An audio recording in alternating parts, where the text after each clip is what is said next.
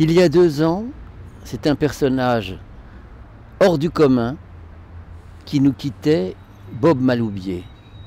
Bob Maloubier est un de ces héros de l'ombre qui ont fait une résistance et qui a encore eu, après la résistance, une existence tout à fait exceptionnelle. Un baroudeur, un aventurier, un plongeur, un parachutiste. Son livre est consacré en grande partie à son expérience dans ce qu'on appelle le SOE, le Special Operation Executive, qui fut créé par notre grand ami Winston Churchill dès 1940, de façon à donner un appui logistique, matériel, aux îlots de résistance française.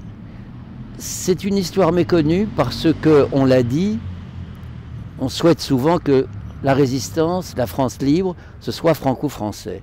Mais la France libre a souvent eu l'accent anglais. Avec Bob Maloubier, on est plongé au cœur de l'action, comme dans un film. Selon vous, Jean-Claude, quel est le personnage qui se dégage le plus du récit de Bob Maloubier? Entre beaucoup de personnages extraordinaires qui fourmillent d'anecdotes souvent tragiques dans le livre, il y a un personnage qui se détache, peut-être, c'est Violette Szabó, cette femme d'un courage tout à fait exceptionnel, dont le mari fut tué à l'Alamein, qui s'engage après résolument dans toutes les opérations britanniques. Elle fait une opération avec Maloubier, elle est parachutée dans le Limousin, et là, tout le monde peut s'échapper à la suite d'une sorte de guet-apens, sauf elle. Elle est prise par les Allemands, torturée, elle ne dira rien. On l'envoie à Ravensbrück où, en définitive, elle sera assassinée.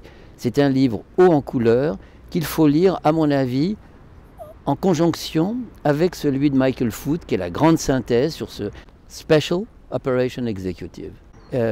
C'est une grande page de l'histoire de la Deuxième Guerre mondiale et à laquelle Eisenhower lui-même a rendu hommage.